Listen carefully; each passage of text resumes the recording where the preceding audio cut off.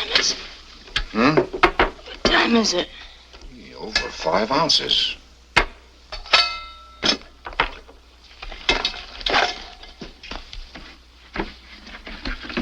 Oh, for heaven's sake.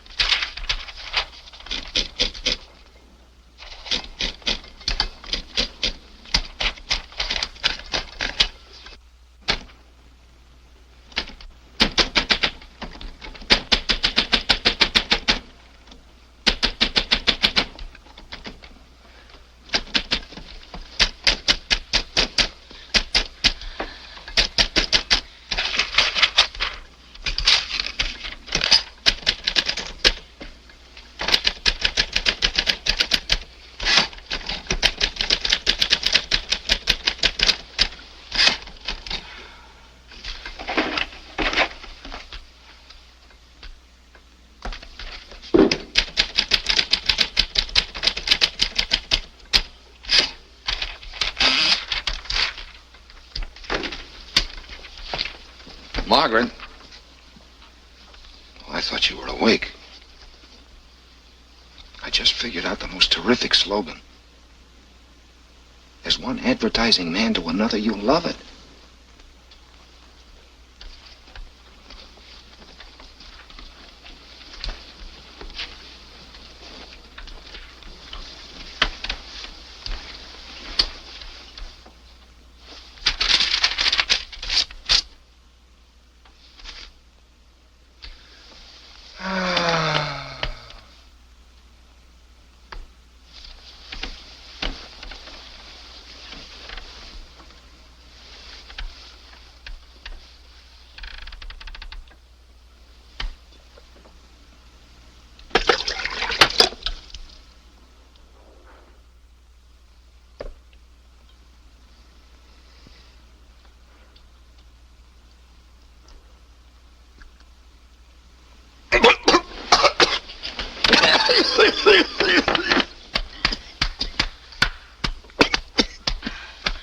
I'm sorry I woke you up.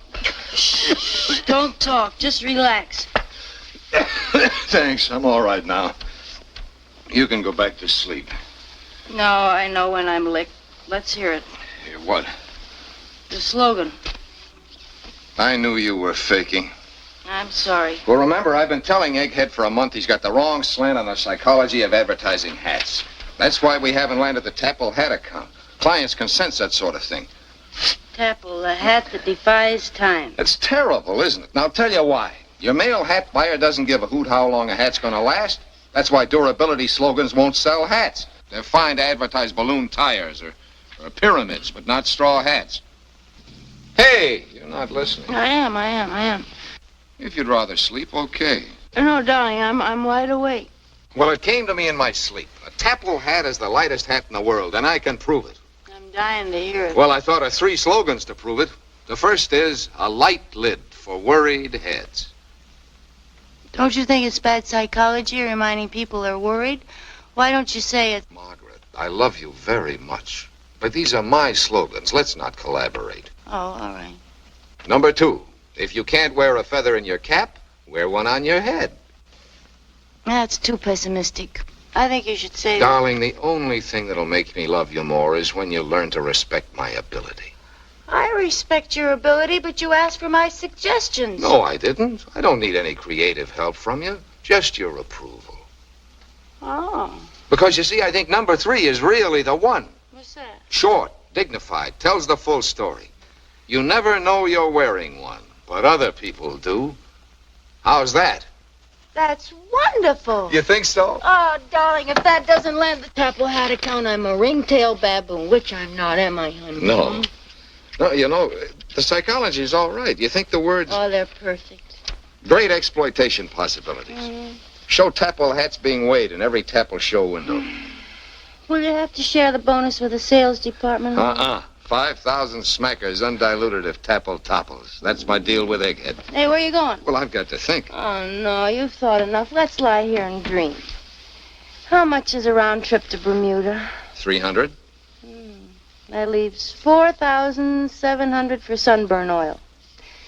You haven't changed your mind about Bermuda and our honeymoon, have you? Now, why do you think I've been tying my brains into knots? Bermuda or bust, that's my battle cry. Darling. I got to think. Yes, sir, we have. The Southern Girl sails for Bermuda this coming Friday. Yes, sir. Cabin for 2. Oh, the bridal suite. Yes, sir. Name, please. What? William Weldon? Absolutely not. You heard what I said, Mr. Weldon. Absolutely not. N.O.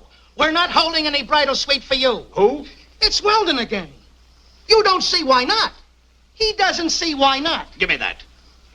Mr. Weldon, in the last year, 4 of our ships have sailed with empty bridal suites. At the last minute, you have canceled your reservations on the Southern Rose, the Southern Belle, the Southern Beau, and the Southern Dream. Now you say you want to sail on the Southern Girl. Well, nothing doing, Mr. Weldon. We've lost enough money on you. From now on, our reservations are strictly COD. Now, wait a minute, Admiral. Talk to him. Let me talk.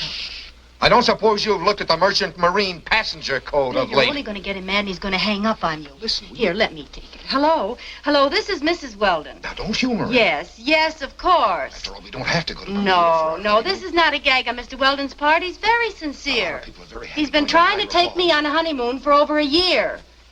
Yes, I even have my trousseau. Well, I assure you I've been much more disappointed than you have. Now, I'll tell you what you do. You reserve the cabin until 6 o'clock tomorrow afternoon. That won't lose you anything. That's right. And I'll be in with bags of gold before 6. All right? Oh, thank you so much. Goodbye. See? You hold it for us until 6. Little Miss Fix-It cooled him off, huh? You're not angry. Well, why should I be angry? We're going on our honeymoon, aren't we? Not if you call me Little Miss Fix-It. Well, that's what you are, aren't you? Why be ashamed of having the finest, noblest character since Little Lord Fauntleroy? Why not glory in it? Why not advertise it? Wait a minute, I'll think up a slogan for you. Bill. I'm sorry. I'm afraid it's too late for our honeymoon. The golden moment has passed. It'll never be too late for our honeymoon as long as one of us can hobble around without crutches. He'll save the cabin till 6 tomorrow. Mm-hmm. Bermuda. Palm trees. Guitars. The jungle. And you.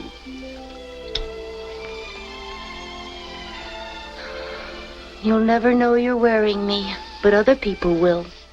Oh, if Tapple only comes through. He will.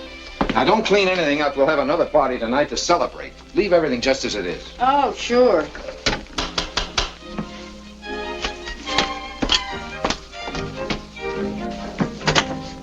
Oh, it's you. Good morning, Mrs. Weldon. Would you wait right there a moment, please? That man's here again. Who? The idiot. Emil? Mm-hmm. Well, he just happens to be one of the greatest scientists of our time. He's crazy.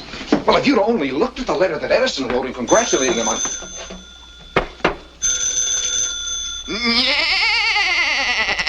Weldon Stables, Busher speaking. You're cute. Why, yes, the little filly's right alongside me. Who is it? The idiot. Gwendolyn? Good guess. Goodbye. I'll phone you with a flash. Bye. Hello? Oh, darling, the most wonderful thing has happened. We're finally going on our honeymoon. Good morning. Good morning, Professor. I'm in sort of a hurry. Here, that's all I can spare. It's not very much. Well, I'm sorry. You'll have to cut down on some of the experiments. That's impossible. Well, okay. Here's another 5. When can I speak to you? This afternoon, 5 o'clock in my office. I will bring you a full report. Fine. Well, so long, huh? I gotta catch the 812. Mr. Weldon. Good luck. You never know you're wearing one, but other people do. I don't like slogans. But Mr. Tapple, I have been in the advertising business for 20 years, Mr. Tapple. This is it. I know. it'll sell hats, Mr. Tapple. I know a little about selling hats myself. Granted. That's why you'll buy this slogan. It doesn't quite sell me. Mr. Tapple doesn't like slogans. Look, I'd like to demonstrate something. I'm afraid we've given you all the time we can spare today, eh, Slocum? Baseball season opens this afternoon. See? Mayor Harker throws out the first ball at 2:15. We'll resume this discussion tomorrow. Yeah, but Mr. Tapple. And I tell you in advance, gentlemen, no slogan is going to sell me. What we need is some big shot, some celebrity to endorse our hats. That's the only surefire drawing power. People are sheep. You have to lead them. But I'd like to show you this test. It'll only take a minute. What test is that, Mr. Weldon? The blindfold test. The first time it's ever been tried in hat history. Blindfold test for what? Pardon me, Mr. Slocum. You're the logical candidate. No chance of being prejudiced. That's right. Our slogan says, you never know you're wearing one, doesn't it? Well, now we're going to prove it. Let me in on this. No one can convince me that I can't tell when I've got my own hat on. Okay, we're off. Now, I place the hat on one of you. The one that feels it, speak up. I can feel it. Feel what? The hat. You're not wearing it. It's on Mr. Tapple. It is not.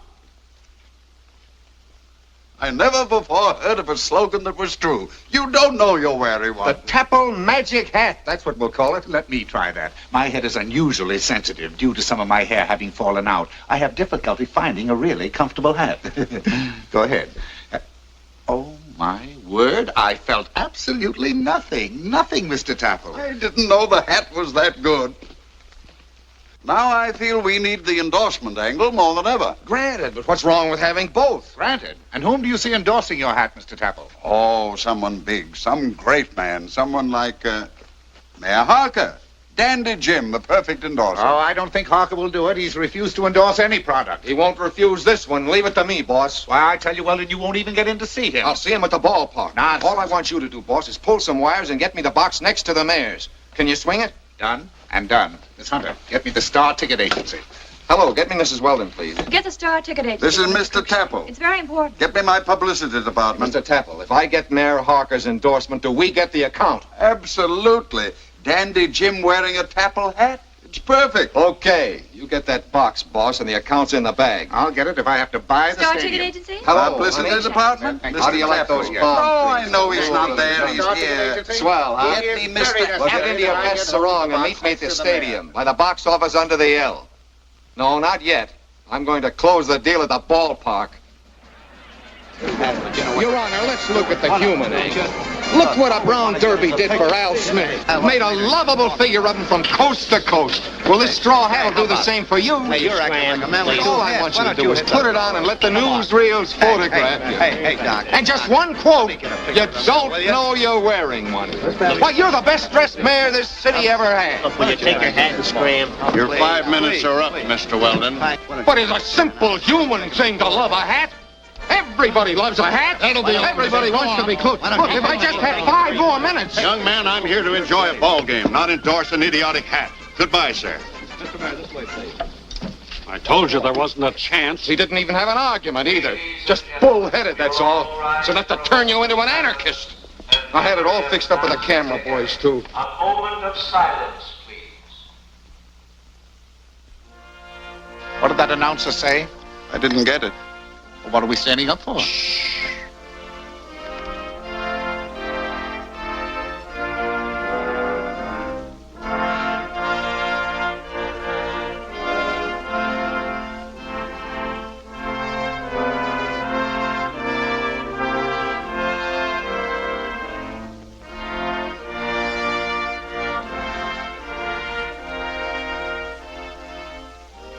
Take it off, Mayor. Take what off? Your hat I've got it off. doesn't look right.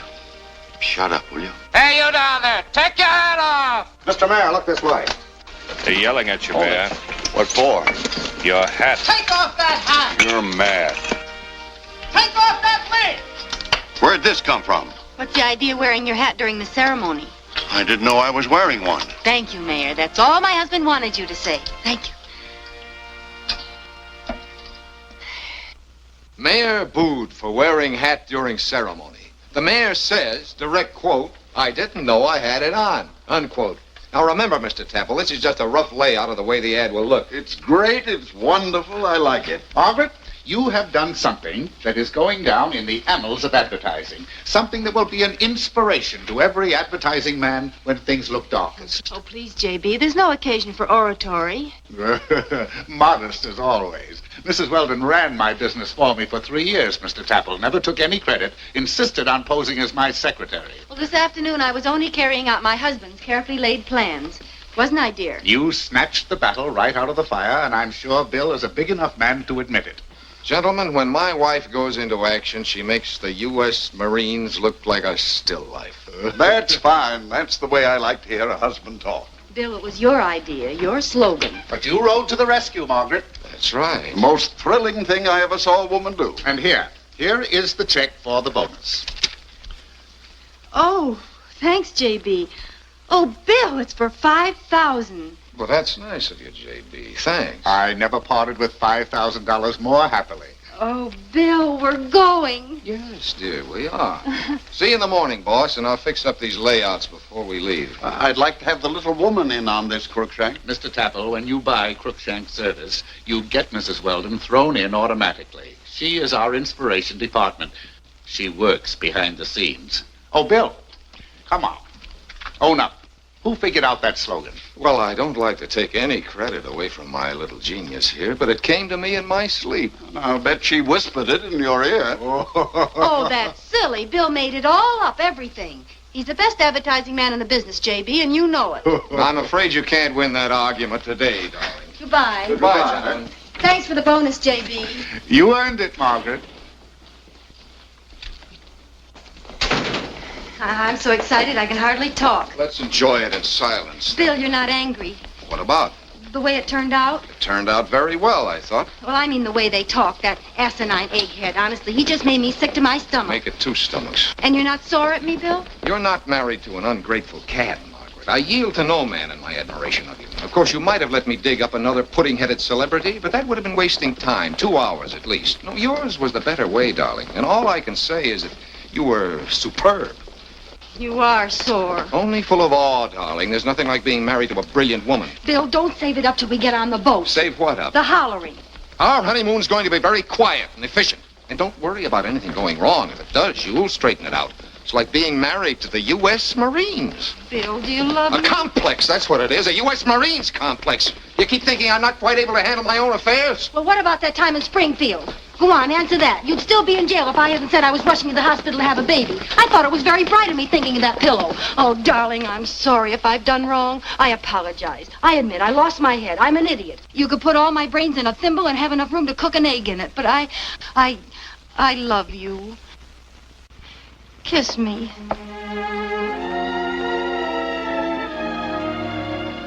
You're a genius.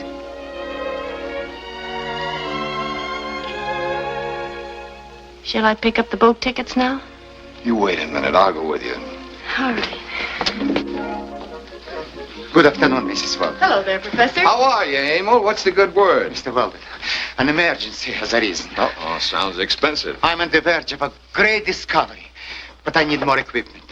I must have $148.50. Are you serious? You can't afford anything like that, Professor. Mrs. Weldon, please believe me.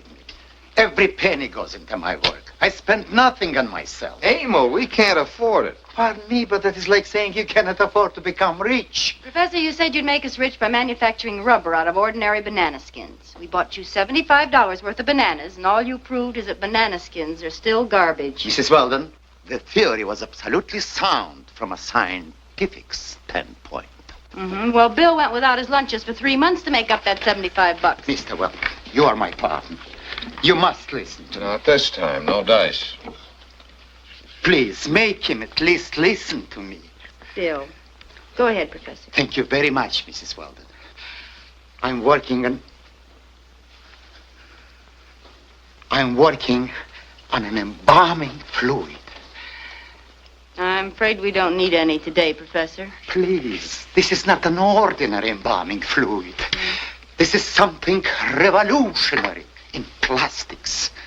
It's a fluid which will convert people into glass. And in any position. What? Everybody who dies can pick out in advance what kind of statue he wants to become. Mr. Weldon, stop and think what this means. It will do away completely with cemeteries. Nobody will want to be buried. You will not help? It's a fascinating idea, though. Glass mummies. Living statues. Let us model you for eternity. Don't die. Join our art colony instead. You provide the clay, we do the rest. Choose your attitude for always. The thinker. The discus thrower. September morn. Every man his own headstone, uh-huh. It excites the imagination, does it not? Without doubt, it is worth an investment of $148.50. You know, we can't handle it, Professor. You'll have to deal me out on your human glassware. I will wait. Perhaps you will change your mind. Let's go, Margaret. Goodbye, Professor. I'll phone you when we get back from Bermuda. Oh, by the way, I almost forgot. I've brought you a little present. This is something which I made out of the embalming fluid. Thanks. I'll keep it till I need it. You don't have to wait. You can use it now. I think I'll wait, Professor. I haven't decided whether I want to be the discus thrower or the thinker. No, it's not for embalming. It's only a byproduct. You put it on your face instead of shaving. What does it do? It shaves you. Wait a minute. You mean it'll take his whiskers off? Yes, instantly. Does it hurt? No, it feels good. And it smells nice, too. You mean it'll shave him without a razor? That's right. How long will it take? A minute. No water? No rubbing? An instantaneous shave? Emil, don't fool me. I've got a face. I can test it. No, Bill, don't. Now, wait a minute. I'll find out about this. Bill, listen, you're an advertising man, not a guinea pig. Let me take it. I'll be through in a minute. Would you come in, please? I want to talk to you. You got any complaints, go and make them to the union. Would you like to earn $5? Doing what? Well, come on in, I'll tell you. Weldon?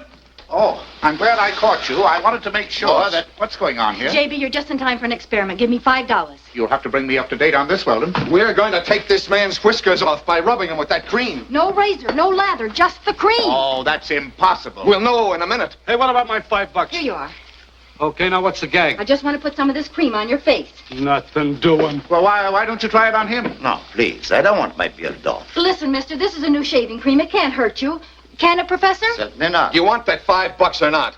Okay. Don't get it on my eyebrows, though. No.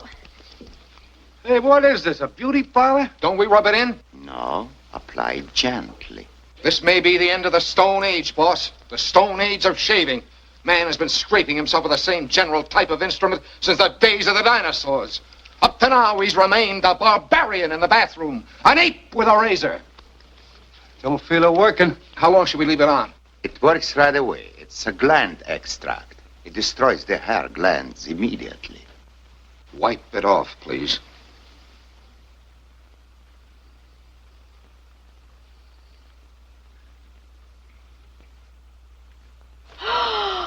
The miracle of the century. Look at that face. Look at that face. Oh, that's unbelievable. I want to see. Professor, does this stuff cost much to manufacture? Nothing. It's a byproduct of the embalming fluid. Weldon, have you got this invention sewed up? Like a drum. I'm an equal partner with the inventor. And we handle the account of cost. You bet, boss. Well, when can I see? I want to see. Bill, you are a genius. Margaret, honey, baby, we finally hit it. Yeah. The rain of gold. You plug along, and all of a sudden, yeah, you busher. You're out in front with a derby in your paw. Get me Winterbottom shaving products. I want to speak to Mr. Winterbottom personally and rush it. Hey, I want to buy some of that stuff. You hear that, Margaret? That's the voice of the public. Mr. Winterbottom, please. Hey, listen, J.B., don't talk about this on the phone. Of course not. You're right. We'll call on him. Come on, Margaret, you stay here. Take care of the professor. Guard him with your life. All right. Bill, what about our tickets to Bermuda? Forget about him. We're going on our own private yacht with a gold smokestack. Where the devil is my hat? You've got it on. Have I? Of course. These stupid cattle hats are a menace. You never know you're wearing one.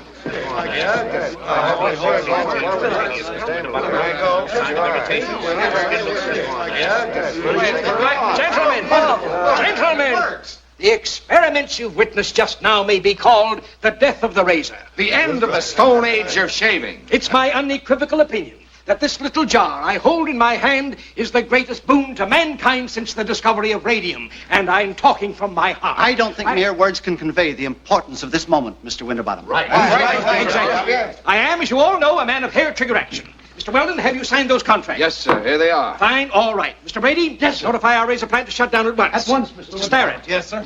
close down our shaving cream factory and make arrangements to dispose of all our stock on hand. Right, sir. Give it away if you have to. Yes, sir. Mr. Beitler, Yes, I sir. want you to arrange for a 1-hour radio program nightly beginning at once. Okay, Chief. Mr. Cruikshank? Yes, sir. I'm prepared to put $5 million into the largest, most intensive advertising campaign ever launched in this station. I'll have all the decks cleared for you, sir, by tomorrow morning. Too late. I'm in action, I tell you. I want a press conference in the ballroom tonight. And I want the biggest celebrities in the world present, unshaven. Oh, dear. Mr. Smith. Yes, sir. Get Governor Fox on the phone. Okay, sir. Governor Fox? He's starting a new election campaign tomorrow. He'll be glad to act as guest of honor. It's 6 o'clock, Mr. Cruikshank. I want the ballroom filled with the most famous men and women available by 8:30. Order dinners for 750 guests. And get me a name band and a newsreel. Mr. Jackson. Yes, sir. Get Mrs. Winterbottom on the telephone and tell her to be at the ballroom by 8 o'clock. Right. Mr. Weldon, have you thought of a name for this product? Yes, sir. It's got to be something simple yet different. How about Miracle Face? No good. What's your suggestion, Mr. Weldon? Off again. Off again cream. It's perfect. Take them off again with off again. That's a knockout. Gentlemen, by tomorrow this time I want to have every man, woman, and child in America off again conscious.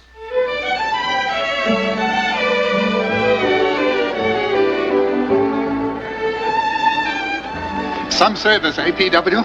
Look, every unshaven celebrity in town is here tonight, including one of Hollywood's most famous motion picture stars. Unshaven. When are we going to try this stuff, Peter? I don't like to appear in public unshaven. Well, we're all in the same boat, Governor Fox. Ceremony will take place in a few moments, Governor. And Mr. Winterbottom, don't forget my family of acrobats. I have them here. 2 generations, all with the same tufts of hair on the left cheek. A sort of a mole condition, I think. Excellent work, Cruikshank. Say, that's great.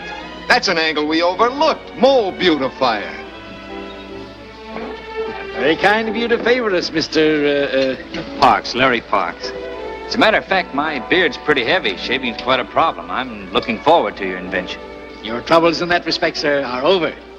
Very kind of you, Commissioner, to request your policeman not to shave. No trouble at all, Mr. Winterbottom. The men are anxious to try the cream. I assure you they'll not be disappointed.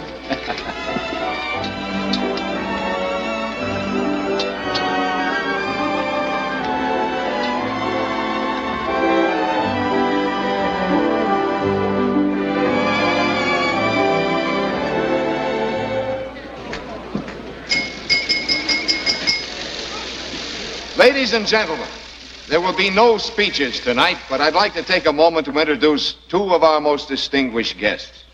His Excellency, the Governor of this state.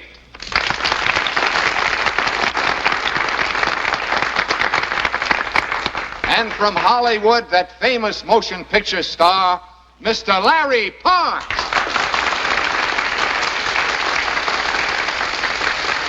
Mr. Winterbottom has assembled this throng of dignitaries and celebrities for one purpose only. He desires to perform a miracle in the open, a scientific miracle, under the eyes of a score of cameras, a miracle which will change the face of the world.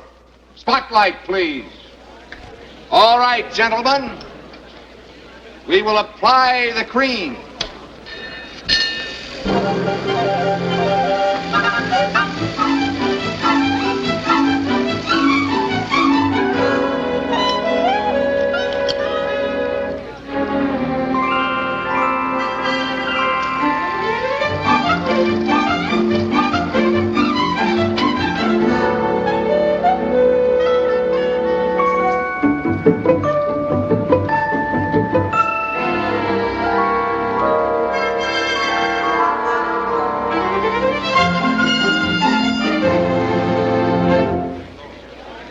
Towels have been provided. You'll find them at your places. The cameras are turning, ready to record the first miracle of Off Again. All right, gentlemen, remove the cream.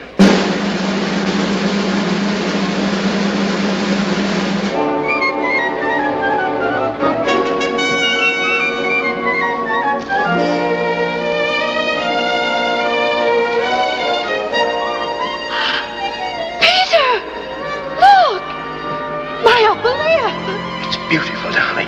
Beautiful. Hey, come on, come on.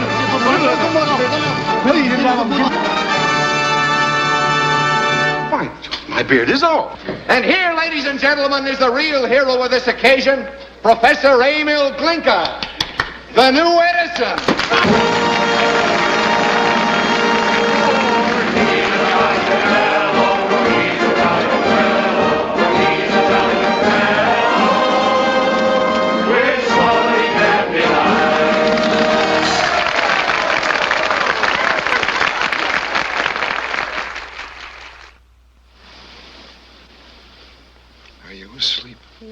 I can't sleep either. Something I said, honey? Oh, no, darling. I just don't think you're right, that's all. About what? About not having a personal maid. But, Bill, with a cook and 2 housemaids, a chauffeur, a laundress, and a butler, we'll just be bumping into servants. There'll always be a crowd around. Well, it puts me in an awful jam. In what way, dear? Well, how can I have a valet if you don't have a personal maid? It'll look too selfish, or even worse, like I'm a softy. All right, honey. I'll have one. Thanks, darling. You're very sweet. That's all right. Now go to sleep. I hope we don't change, Bill. Oh. Well, we've been so happy as poor people, and now... How much did you say our share would be? Roughly 15 million a year for the rest of our lives. We better take another sleeping pill. 'Cause I couldn't stand it if you changed. And I can't imagine a millionaire whinnying on the telephone like a horse. Well, this one will. Stop worrying. Honey, do we really need 3 automobiles and a special room for my furs? That's silly. All right, but you can't leave sables and minks lying around the hall like those ice skates. No, I suppose not. I'm not going to be any use to you at all. I can see that. Please, Margaret, you're just trying to pick a fight. No, I'm not. But you needed me when we were poor little nobodies. I meant something to you, and I helped, too, even if you did holler. But now we're going to be lost in a forest of butlers. Oh, Bill, I'm scared. Oh, don't talk crazy. Mrs. Winterbottom told me that they were happier when they had 1 room and a Murphy bed. Now they have separate bedrooms. Awful. Now go to sleep. I can't. I just love this room. And now we're going to have 20 bedrooms and I won't even be able to find you. That's no fun. Darling, we'll only have 1 bedroom. You promise? I promise. All right. Then I'll know you haven't changed. It's Hortense, Mrs. Winterbottom. Good morning, Mrs. Winterbottom. Shall I draw the curtains? Yes, please, Hortense. I think I'll have breakfast on a tray. Yes, Mrs. Winterbottom. Now, where's my little Toto? Toto, come right here and say good morning to Mama. Toto, come right away. Stop barking at Mama. You hurt Mama very much, Toto.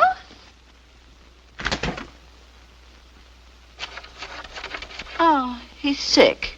I'll have to have him wormed again. If you don't mind, Hortense, I'd like my coffee and toast. Yes, sir. Yes, ma'am.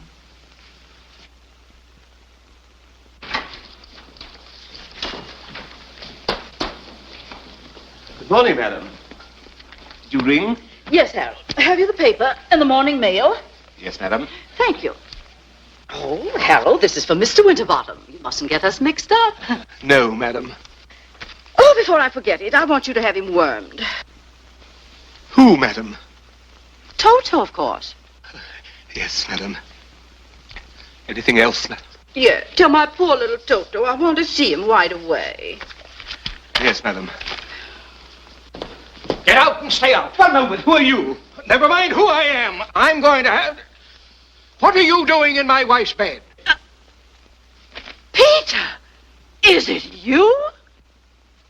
Yes, it's me. Mr. Winterbottom, excuse me. I thought you'd... Shut up and get out. Yes. Take that horrid thing off. It's not at all funny. Look who's talking. What has happened? What's happened is I've grown a beard. I've grown a beard overnight, and so have you. You've gone mad.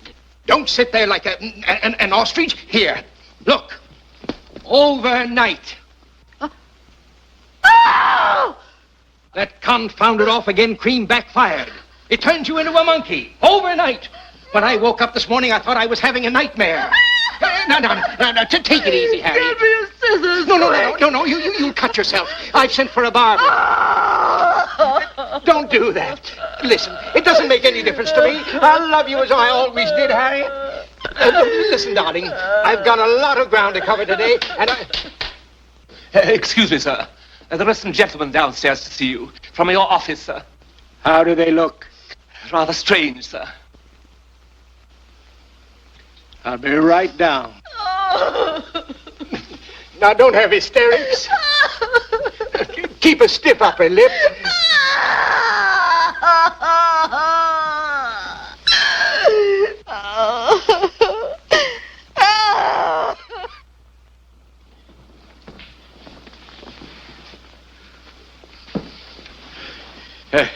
Good morning, gentlemen. Good morning, Chief. A little early for you, gentlemen, isn't it?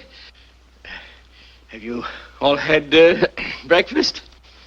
Personally, I'm not hungry. I'm afraid, P.W., we're in a little hot water today. Where's that jackass Crookshank? He's on his way over, Chief.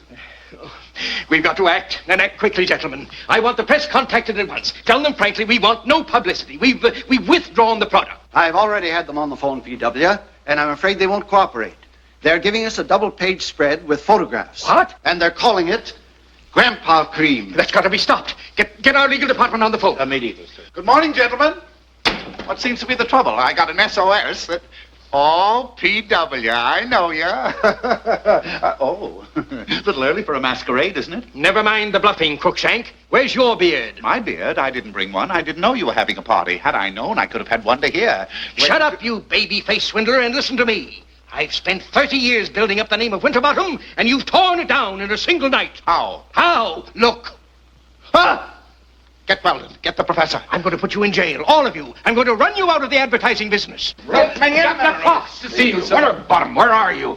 Winterbottom, I'm going to give you exactly 5 minutes to explain this. 5 minutes. But, Governor, we're having a board of directors meeting. 5 minutes, I said. Good heavens, man, we're all in the same boat. Look at me. I cut these off at 5 o'clock this morning, and they've grown back since 5 a.m., and they're still growing. P.W., I am governor of this state, and I want action on these whiskers. Mr. Larry Parks, listen, you double-crossing crook. Get this stuff off of my face within 24 hours, or I'll take that cream of yours and give you a bath in it. Please, Mr. Parks, our medical department expects to find an antidote at any moment. It's better. Some kids saw me on the way over here, and you know what they're calling me already? The broom! Peter, the house is overrun with monsters. Oh, which one of you's Peter? What is this, sir? What's going on here? What is this, an invasion? Send for the police, yes! Listen, Winterbottom, you fiend. Now there's no occasion to lose our heads like children. No harm's been done. Harm's been done. Look what you've done to the police force. You irresponsible scoundrel. Well, I don't think that's so bad. Gentlemen, I'm going to do everything in my power to remedy this most unfortunate situation and to avenge it. I promise you this man Crookshank will be in jail by tonight. Tonight, you rascal. Yes, and that accomplice of yours, too. That fellow Weldon.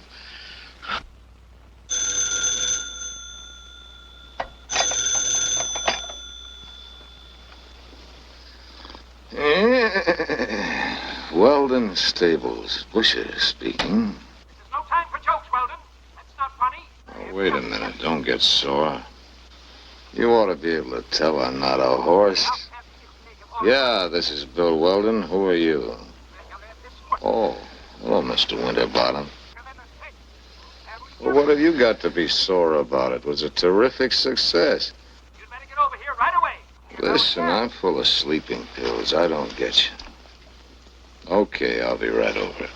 But that's a fine way for a fellow to talk after I made you my partner. I could have got myself another partner. Hello? Hello? Oh. What's the matter, darling? I can't figure it out. He must have gone crazy. Who? Winterbottom. Why, what do you say? Something about arresting somebody. Who? Sounded like me. Now, I better work these sleeping pills out of my system. I think something fishy's going on. Uh-huh. Crookshank. I don't trust that egghead. He said something about the professor, too. The idea of talking that way about a genius. Bill, he isn't a genius. What the devil I got on me? Hey, who did this? Oh, now that's kind of childish, don't you think, dear? It won't come off. Ow! Hey, what did you use, glue? Bill, I didn't put it on you. Well, who did then? Glinka. Glinka? The cream. I gotta see, Glinka. I gotta think. Yeah, we both gotta think.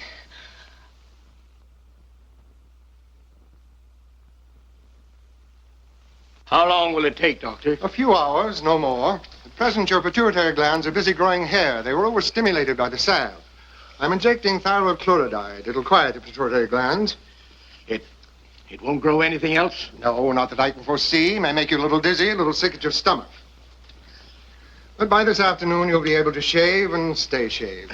Well, Governor, you're next. You'll be rid of that crop in time for dinner. I'm giving you till 5 o'clock to clear this matter up, P.W. That's all. The legal department desires your signature, P.W. What are these? Releases. 130 of them. $500 each for most and all medical expenses. It'll total $100,000 in all, but I think we're getting off cheap, P.W., everything considered. This whole thing's very depressing. That's 200,000, Crookshank, that's coming out of that hide of yours. Oh, now... Shut up, unless you have a confession to make. Any news of Weldon? Not yet, sir, but the police are hot on his trail. Governor, Weldon's the real culprit. This man Crookshank's just a tool in his hand. Weldon's our man, and when we find him, I'm going to use every resource of the Winterbottom Enterprises to have him jailed for life. Excuse me.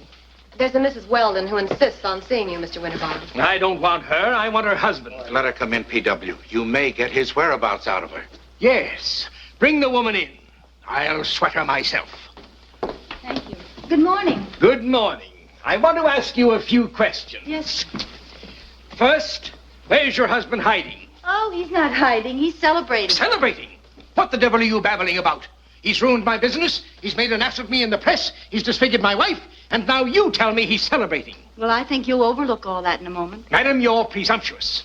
Well, I wanted Bill to tell you all this himself, but I don't think I'd better wait any longer. Mr. Winterbottom, I have a new and better name for Off Again. Off again. Off again. Don't talk about that stuff. Madam, kindly wait outside. No. You're a very thick-headed man, Mr. Winterbottom, and so are all the rest of you for not seeing what a great product you've got. Don't you realize what it's done? It's grown hair, and has grown it almost instantly. Oh. You just put it on the wrong place, gentlemen. Put it on your head, and it'll grow hair where it belongs. The greatest hair restorer known to man. There's millions in it, and all you have to do is change the name to On Again. Great God. On again? Yes, On Again, not Off Again, On Again. Makes every man an Adonis. No more baldness, no more thinning hair, no more... Well, here, Bill had some left. I'll show you. Let me try some, Margaret. Let me try it. Go easy there, Crookshank. I want some. You know, I spent a fortune on hair restorer. It's a gold mine, P.W. May I? Oh, well, you certainly don't need any. You could use a smidge, though. Yeah. On Again is bigger than Off Again. We can sell it for $10 a jar. A small jar. I was about to say that. Well, now you've got something, P.W. And we didn't see it. The Empire State Building right under our very noses, and we didn't see it. It was too big to see. Gentlemen, I am, as you all know, a man of hair trigger action. Mr. Starrett. Yes, sir. Notify the press of our change of plans. Right, sir. Mr. Miller, I want 500 bald-headed men in this office inside of 1 hour. Right, sir. This is going to be a blitz campaign. We don't need any outsiders for this experiment. Governor Fox and Mr. Crookshank and this gentleman will do. Madam, no woman in history has done a finer bit of thinking. I want to thank you. You saved the Winterbottom Enterprises. You brought joy into the world. Joy and beauty. Oh, she has, huh? Bill! Oh, Bill! Winterbottom, you're a fat-headed, chicken-livered excuse for a human being. Bill, it's all fixed up. Sending a regiment of cops after me in the middle of my work. Bill, you don't understand. Everything's wonderful. Oh, it is, huh? Young man, your wife has solved our problem. I'm not interested in her solution, whatever it is. I was working on the problem with Professor Glinka when your Gestapo descended on me. I was able to shave and stay shaved. No thanks to you, we'll have Off Again licked inside of a week, won't we, Professor? I would like to make a statement. Later, Professor. There isn't any Off Again. It's On Again. Bill, it grows hair. I know it does, but we're going to cure that. We don't want it cured. We want it to grow hair. That's crazy. Who wants to buy a beard grower? Not beards, Bill. Hair on your head. Who the devil wants hair? I do. And there are millions like me. It'll make millions of dollars. You're out of your mind. It doesn't compare with Off Again. It's just a sop for a handful of eggheads. Listen, Winterbottom, this thing of hers means nickels. Pennies. Young man, we're not interested in your ideas. Instead of standing here bellowing like an ape, you ought to go down on your knees to your wife for what she's done. How about some lunch, gentlemen? We'll have it in the commissary. We can discuss our plans there. Do you care to join us, Mrs. Weldon? No, I'll join you later with my husband. Your husband, madam, had better go home and learn how to knit or crochet, anything that'll keep him out of mischief. You can release these men, officers. I won't press charges. Thanks to your wife, Weldon, and nobody else.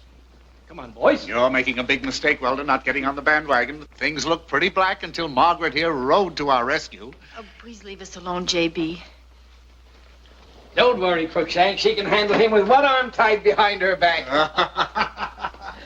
Mr. Weldon. Professor, would you step outside a moment, please? I'd like to speak to my husband alone. Go ahead, Emil. Wait for me outside. I am worried about the new use of my byproduct, Mr. Weldon. I think we should tell the gentleman that it's basically an embalming fluid which I have dreamed of all my life. Its true function, once I have perfected it, is to preserve people after death by converting the human flesh into eternal glass. But in its present state, it seems the byproduct is really unpredictable. It may do one thing, it may do another. It's only going to do one thing, Professor. When we're through with it, it's going to remove hair from the human face, not grow it. I'll see you in a few minutes. This time, my dear, you're not getting away with it. Don't call me my dear. Oh, Bill. Listen, Miss Fix-It. From all I've heard, I gather it's the Marines again. Well, you're taking that great, big, wonderful brain of yours home, my dear, and keeping it there. Of all the idiotic Badinsky tricks you've ever pulled on me, this one's the worst. This one's unforgivable, do you hear? I say it's unforgivable. All right. You made a monkey out of me in front of those dimwits. I can understand about that. You can't help it. It's second nature with you. But you've done something a little bigger this time. You spiked the biggest project that ever hit this country with your daffy idea, and they bought it. They're going to grab a handful of dimes instead of letting me go ahead and perfect something that may be worth millions. And you're proud of yourself, too. You're a very ungrateful and silly man, Bill Weldon. Prancing in like a prima donna and pulling the rug from under me. I put up with it ever since we were married. Well, I'm through putting up with it, understand? From now on, you're staying home washing dishes with a muzzle on. You're talking like a spoiled child. Spoiled, am I? A wrecking crew, that's what you are. That's what you've always been. They arrested you. You'd have been in jail by I'd rather be in jail than with a butterfingered octopus tripping me up every move I make. Now you listen to me, Bill Weldon. You're burning up because you made a fool of yourself and went off half-cocked like some idiotic kindergarten wizard. That's all that's the matter with you. You're too small to take advice or help or criticism. You're an ego without any guts. And you're going to face it here and now and stop yammering like some... So long, Wonder Woman. Where are you going? Professor Glinka and I are going back to our kindergarten. Bill. I've had enough. You can wrap up this marriage and send it to the cleaners, madam.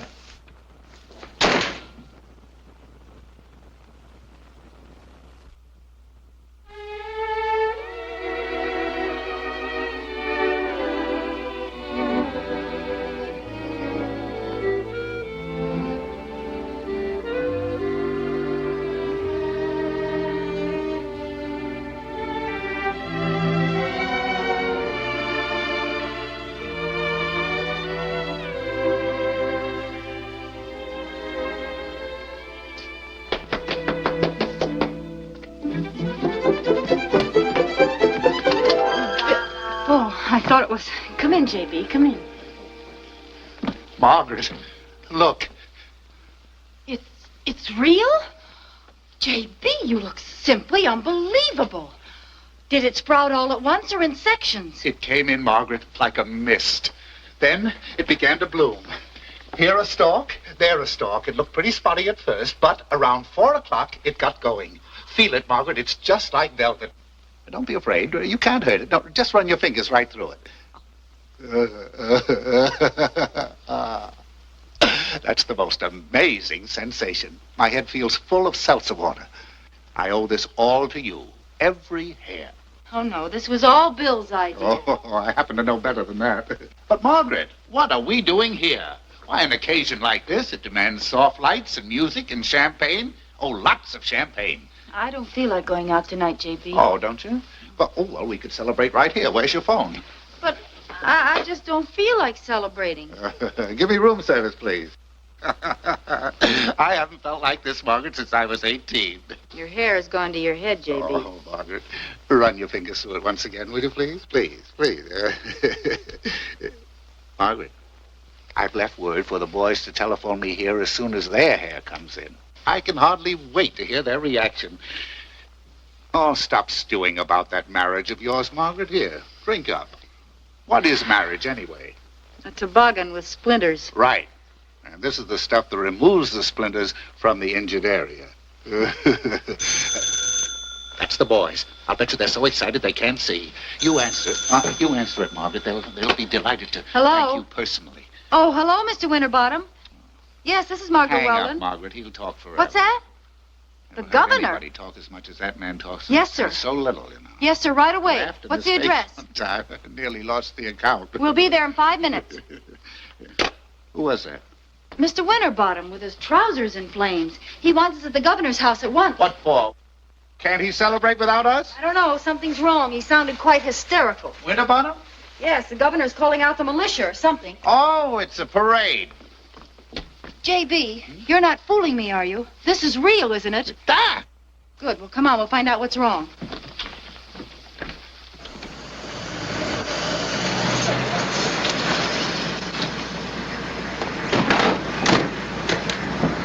That's you, Crookshank? Yes, sir. The new Crookshank. Hurry up. We may be too late. For what? I don't know. The governor was hysterical. Didn't make sense. Frankly, I'm prepared for the worst. I'm Mr. Winterbottom. Yes, sir. I believe you're expected, sir. Mrs. Weldon?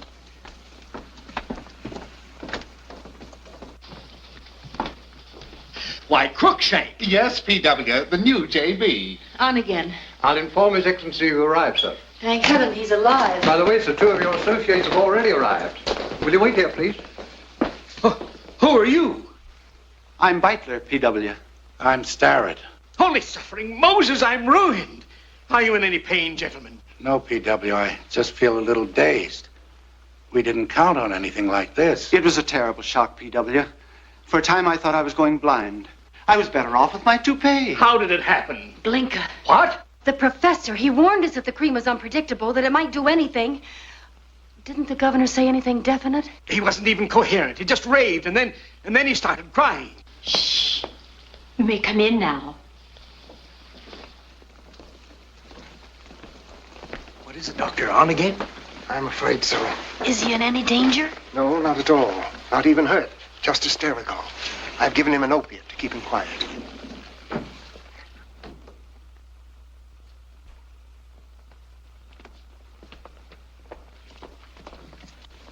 I got here as quickly as I could, Governor. You're all right? He must have put it on wrong, Doctor. Properly applied, you know, it's simply miraculous. Miraculous is exactly what it is. Do you want them to have a look, Governor?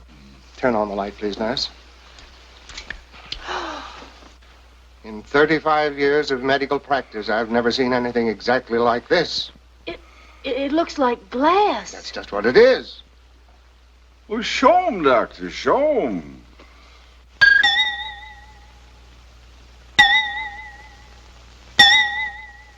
I don't know what kind of glass it is, but it's glass. Oh, it can't be. My head is normal. That's what you think. Doctor, this is some sort of preliminary stage. Tell him not to get impatient. Oh, look. What's that? It's a moth, attracted by the light. Thinks it's a lamp. Oh. Margaret, look. You can see your face. It's just like a Coney Island mirror. Yeah. Hadn't we better put him to bed? I think that's a good idea, really. I can put myself... Oh, be careful. He mustn't break it. It's 7 years bad luck. I haven't tried the thiochloride injection yet, but I'm sure it'll relieve this condition as quickly as it removes the excess hair. Willingham. Here. I want that fella arrested, that fella Glinka. And get his confederate, too. That other crank. What's his name? Weldon. Yes. I'll prefer charges tomorrow. Okay, Chief. Margaret.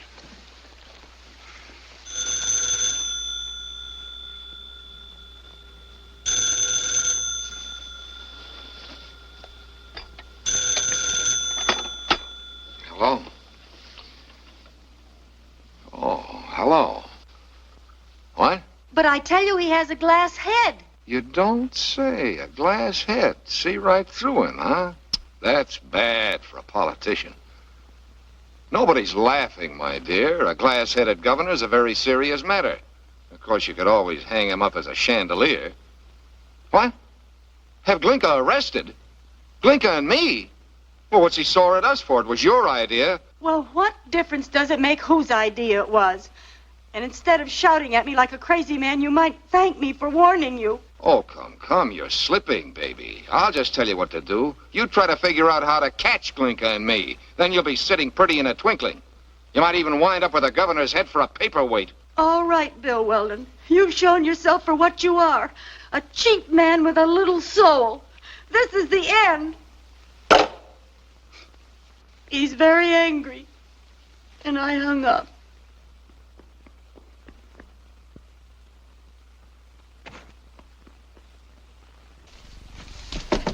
Hey, Emil. Are you in there, Professor? It's me. Hey, we're in trouble, Emil. It's pretty bad. So? It seems that stuff of yours is screwier than ever. Governor Fox put some on his head this morning, and now he's sitting home with a glass. Hey! Look, what's that? It's a rose. No, that. Oh, that. It's a corpse. Oh, just a corpse, huh? Who is it? Number 742. I bought him this afternoon from a friend. You're quite a shopper. Does it seem extravagant? Well, extravagant is not exactly the word I was searching for. I was going to make him eternal, embalm him in glass. Oh, yeah. But then I discovered I was on the track of my life's dream. Okay. A fluid that will prolong life indefinitely. Okay, now we haven't got time for And that. something wonderful happened. This rose was in a water tumbler on my desk. It fell out and landed in a jar of my perpetual life fluid. That's swell, Emil. Now, look, we got to take it on the lam. The governor issued orders. Oh, that's beautiful. Just beautiful. Now, Emil. Feel it. Well, that feels fine. Will you get your hat and coat? Holy leaping catfish. It's steel. It's embalmed in its present form. It will last forever. Forever? Forever!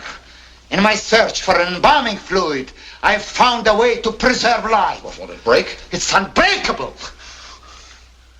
See? Holy Ike. A perpetual flower. Why? Hey, wait a minute. I've got a name for it. The forever flower. Smell it. The perfume is as strong as before. Say, Emil, you've really salvaged something out of this whole mess after all. I thought you'd be happy. It's not as big as off again, but it's a small fortune anyway. And it can't possibly backfire on any human being. Well, they can use these flowers for every kind of decoration there is. On buildings, moldings, chandeliers, automobiles, women's hats. Listen, Emil, that's the cops. The governor sent them to arrest us. We gotta beat it. Arrest us? What for? We're turning his head into a goldfish bowl. Come on. But I cannot leave now. I'm about to make the most important experiment of my life. If you don't want to spend the night in shade, But get out of here my right notes, now. my tests, my experiments. Well, we'll take what we can carry and lock up the rest.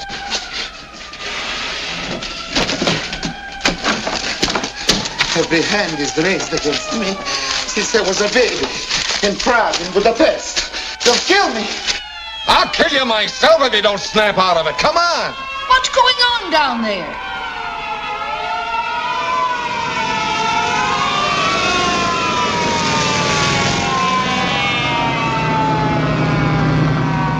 Emil, this way. Come on. Run, Emil, run.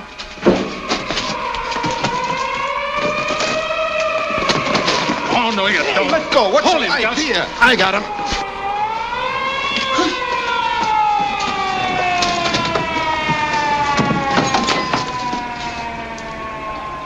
Dan, you and Ike see if there's anyone in the shed. Hold on to him, officer. He was trying to kill someone. I heard him. Who are you? Mrs. Jasper, I live here, and I heard him, and I saw him not more than 3 minutes ago trying to kill that poor little Professor Glinka. Madam, will you please mind your own business? Shut up. Don't speak to me, you murderer. Why, Professor Glinka was standing right in the doorway over here. Clinker. That's the guy we're looking for. What's your name? Bill Weldon. Weldon, you're under arrest by order of the governor. Right in here, officer. He's dead, he's all cut up. Oh. custards are stiff in there. Why, that's just... Ow! Slap the cuffs on. Hey, wait a minute. You're making a mistake. That's not aim. Ow! There he is, Gus. You know who that is, madam? I wish I'd never come here. I'll never get over it. Can you identify the remains? Professor Glinka it was. I'd know him anywhere. He was nice. Real nice. Get her name and address so I can take her home. Keep everybody out of this place till the coroner gets here. Stay on guard outside. Okay. Come on, please, get over there.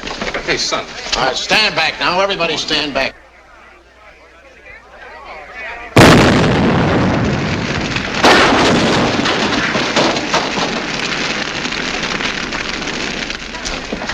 Phone the fire department. All right, keep those people back.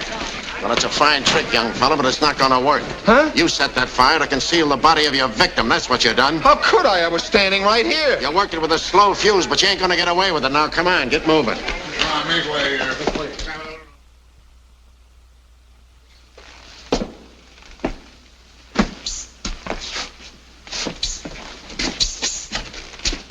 Emil.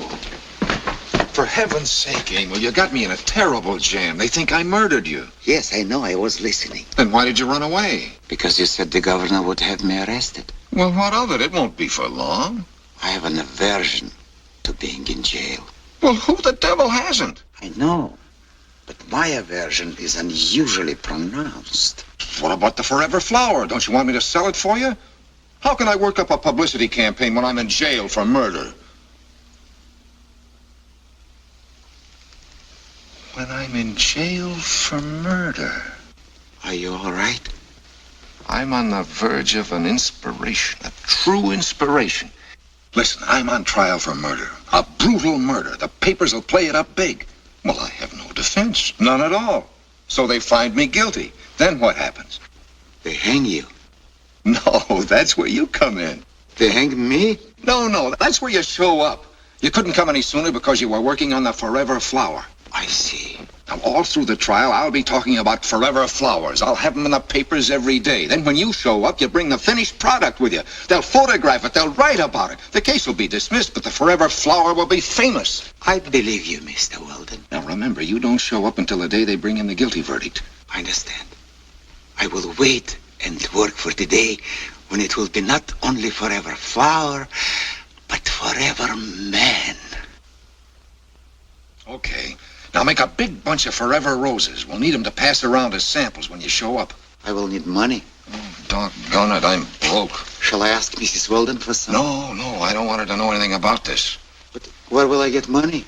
Emil, you'll have to get a job. Say your name is George Smith. A job?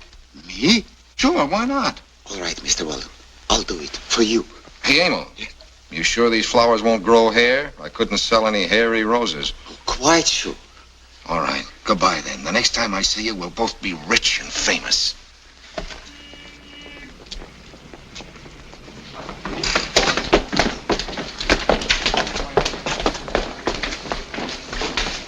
Smith!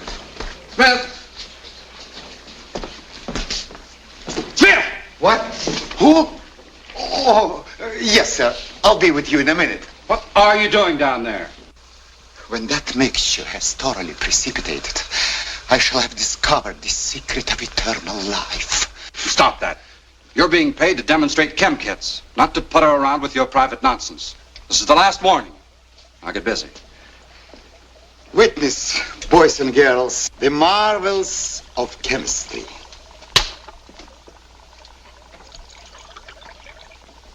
That's rather elementary, isn't it, Beaver Puss? Last.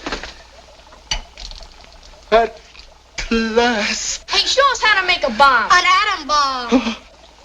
Ladies and gentlemen, you are privileged through no merit of your own to witness the greatest discovery since the invention of the wheel. The contents of this glass will enable a man to live forever for science.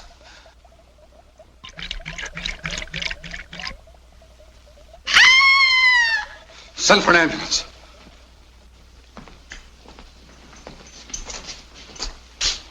Sorry I couldn't get here any sooner, Bill. That's quite all right. I'm surprised you came at all.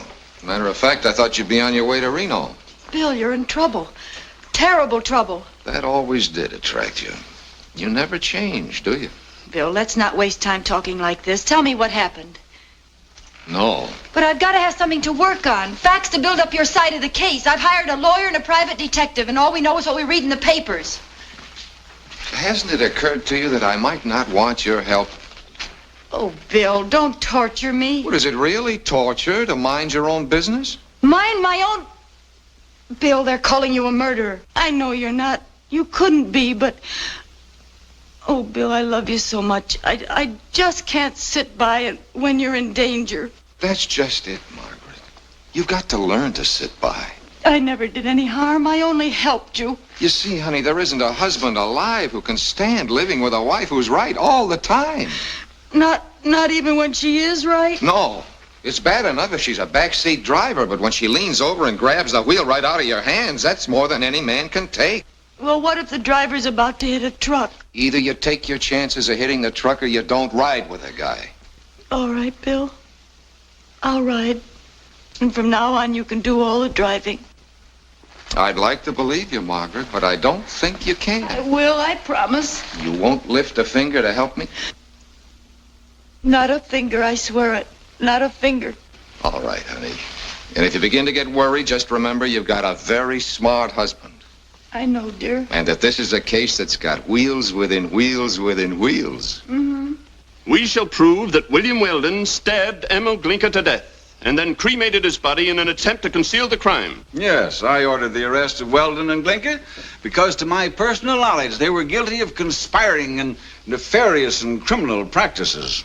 I believe Weldon capable of anything. I found William Weldon running from the scene of the crime. He tried to escape. I heard that Weldon man say, "I'll kill you," and then run back into the tool shed. Later on, the policeman brung me into the shed, and there was poor Professor Glinka, sticking out of a barrel, dead and all cut up. It was so horrible, I could hardly look.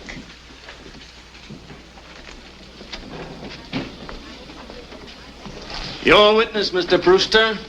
Your Honor, I'd like to question this witness myself. Why, you have counsel? I plead special indulgence, Your Honor. Bill, sit down. You're not a lawyer. Since it's my life that's at stake, I don't think my request is unreasonable. Very well, proceed. Mrs. Jasper, you overheard Professor Glinka and myself talking in the tool shed. What were we talking about? I told you that already. You said you was going to kill him. No, I mean before that. He admitted it. Oh, good heavens. I don't recollect. Didn't you hear us mention the forever flower? The what? The forever flower. Nope. No. I never heard that. What's the purpose of this line of questioning, Mr. Weldon? When a miracle of ingenious invention is born in the mind of man, Your Honor, that miracle carries with it many rewards. Well? What was that miracle, you ask? No, I didn't. I will tell you, Your Honor. It was an item of perpetual beauty, a flower, one of God's own thoughts, as the poet says, and a flower not for today, not for 10 days, but a blossom that would breathe its fragrance for all time, a forever flower. I was a half owner in this unbelievably wonderful project, the forever flower. How then can the most simple-minded imbecile suspect me of murdering my chances for fame and fortune? Mr. Weldon. That's all, Mrs. Jasper. Thank you. Your Honor, this is extremely irregular. That was the most cockeyed defense I ever heard of Weldon. That's not the jury, Bill. I don't understand. What did all that mean? Oh, don't worry, honey. The old bean's working all the time. Well, really, darling, your defense could be improved. Margaret, not one finger, remember? I'm sorry. Court's adjourned until 10 o'clock tomorrow morning. Everybody rise. See you tomorrow, honey. You got all that, fellas? Yeah. Okay, we got it. Why, he's absolutely publicity crazy. Publicity. Tell me frankly, Mr. Brewster, does this case look as bad as I think? Worse. That's what I thought. Is your husband usually like this, Mrs. Weldon? He's really a brilliant man, Mr. Brewster. But like so many brilliant men, he just runs off the track. He gets hold of an idea and it becomes bigger than he is. I know he's working on something very brilliant right now, but you see, when a man's a genius, you can't trust him. Trust him to what? Mr. Brewster. Yes? No, I mustn't. Mustn't what? Save his life. You can save his life? Mm-hmm. But he won't like it. He'll hate me. But why? You're right. I'm going to do it. For his sake. Hats. What's on the agenda, Joe? Defense witness is coming up. What's he talking about? We haven't any witnesses except me. All rise, all rise. Hear ye, the court of... I've decided to put Mrs. Weldon on the stand. What for? Well, what does one put witnesses on the stand for? To get you acquitted. Be seated. Mrs. Weldon, take the stand. Hey, just a minute, Your Honor. I don't want this witness. That'll do, Weldon. I'm still running this court, not you. Do you solemnly swear to tell the truth, the whole truth, nothing but the truth, help you God? I do. Mrs. Weldon, please tell us what you know about the events leading up to the alleged crime. Don't be frightened, Mrs. Weldon. I'm not. It's just that I've hoped and prayed for so long that no one would ever know. Know what? Silence. Continue, please. Your Honor, Bill, my Bill, is the sweetest man in the whole world. He's a husband out of a storybook. He's loyal and generous and considerate. It's just that he's not quite right. That's enough. Your Honor, I don't want this witness. Restrain that man. Another interruption and you'll find yourself in a straitjacket. Oh, don't say that, Your Honor. Don't say that. He's not that bad. Just a moment. Are you implying that your husband is not guilty by reason of insanity? Well, Your Honor, it's not for me to judge, but I do think that the court and the jury should learn the truth. Have you any evidence to indicate that your husband is insane? Must I answer that? Yes. Well, Your Honor, a great deal of the time he thinks he's a horse. He whinnies. He doesn't say anything, he just whinnies. I object, Your Honor. This line of defense was not indicated. Objection overruled. Is there anyone beside yourself who can support your testimony? Yes, sir. Practically everyone we know. Every time the telephone rings, I just shudder. Bill always answers it and whinnies. You see, he thinks he's Busher, the racehorse.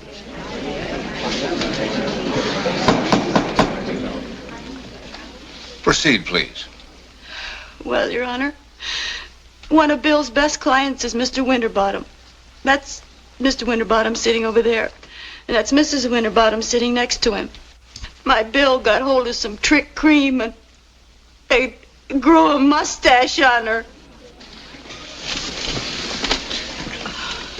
Your husband tried to tell the court something about some flowers yesterday.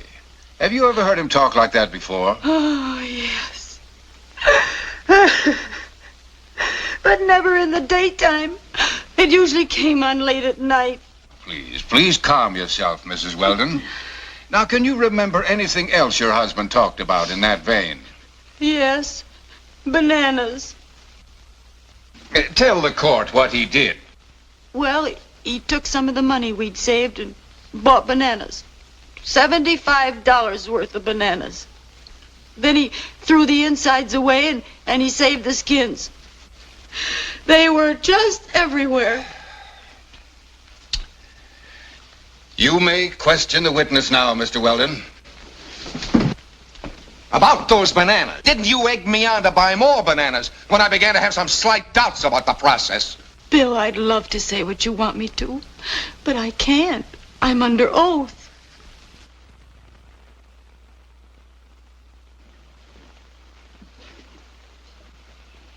Okay.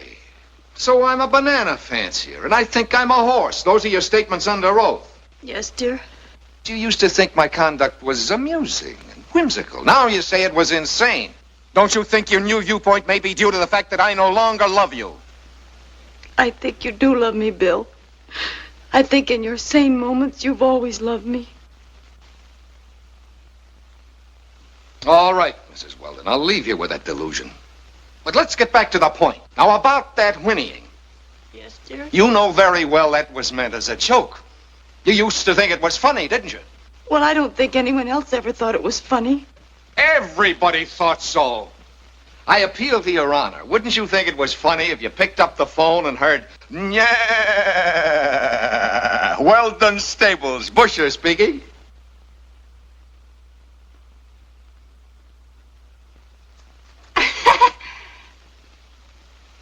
Don't you understand, Your Honor? That's a joke. Bill, you don't want all these nice people to think you're crazy, do you? No, I don't. But if you were crazy, you know you'd have to be acquitted, don't you? Look, I don't want to be acquitted. What's this? I don't think I need say any more, Your Honor. Now, wait a minute. Wait a minute. I didn't mean that. That'll do, Weldon. In view of Mrs. Weldon's revealing testimony, I'd like to see the district attorney and defense counsel in my chambers. Court's adjourned until 2 o'clock. No! Rise. You can't do this. I demand a new trial. My wife's testimony was prejudiced. And anyway, she's not going to be my wife anymore. You've saved your husband's life, Mrs. Weldon. You're a very brilliant woman.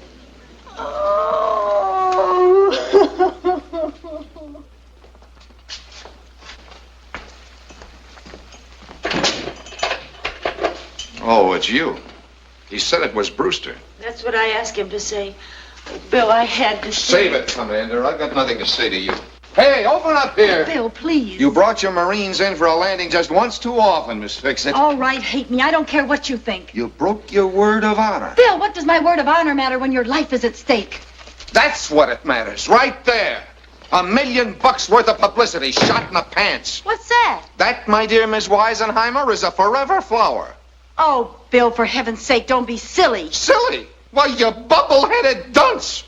Bill. Trying to make a lunatic out of me, a certified lunatic. Bill, you didn't have a chance until I testified. So now I can go and spend half my life in the insane asylum? Well, it's better than being electrocuted.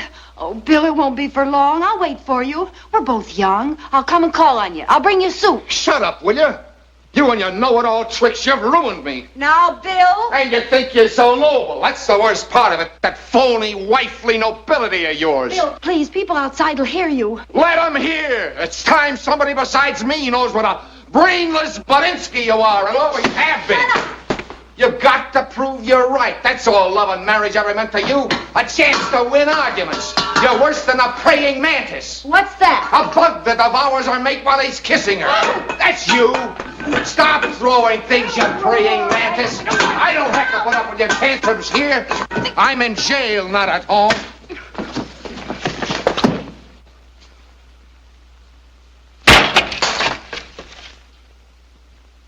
It's marble. Petrified. Glinka. Bill, Glinka's alive, isn't he? Tell me, is Glinka alive? Bill. What's going on in here? E.G. Hey, what did you do to him, lady? Nothing, he fainted. Where's Schumacher's toy mart? 4th and Jackson. Thanks. Hey, are you sure he's all right? Yeah, he's fine. He does that all the time. And so I suggest that the question of Weldon's sanity can only be determined by competent medical authority. And I request that the court be recessed until such time as it is possible... Quiet in the court, quiet. Your Honor, I found him. You're in contempt of court. Be quiet. Your witness will be called in due court. He's not a witness. He's the corpse, Emil Glinka. Silence in the courtroom. No talking. I object, Your Honor. This is a trick of some kind. We'll soon find out. What's your name? Emil Glinka. Quiet. Is there anybody in this court who can identify this man? Yes, Your Honor. Emil Glinka back. That'll do. But why didn't you come forward when the trial began? Where were you? In the hospital, unable to move. An accident resulting from a slight miscalculation. This case is dismissed. Everybody rise. What is the truth about the So this is the way you let me do the driving. I couldn't help it. Why didn't you tell me? I wanted to find out something. Well, I found out all right. You're incurable. No, I'm not. I'm cured. Bill, I loved you so much. I just had to come running every time you got in trouble. That's what was wrong with me. I loved you too much. Well, you cured me of that, too. Hey, wait a minute, Margaret. That's not fair. What about this forever flower, Weldon? Forget it. Can you give me any more dope on it? Sure. Here's one right here. Here it is, the forever flower. The artist's answer to the atomic bomb. Indestructible beauty. Nations will come and nations will go, but this little bloom, treated with our new process, will remain forever to gladden the eye with its unchanging loveliness. The forever flower. It shouldn't do that. There must be some mistake.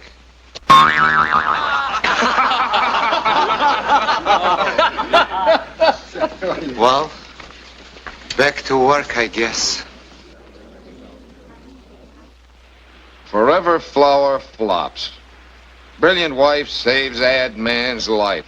Sensation in courtroom as wife produces murdered professor. Darling, promise me you'll never again ride to the rescue. Oh, Bill, what If you see me facing a firing squad or tied to the tracks of an oncoming train, even if I'm sitting in the electric chair, promise me you'll smile and wait for a miracle. Well, suppose you were Suppose nothing, no matter what. Promise me. Well, Bill, I just couldn't let you... You've got to let me. Oh, Margaret, promise, and I'll love you forever. All right, Bill. I promise.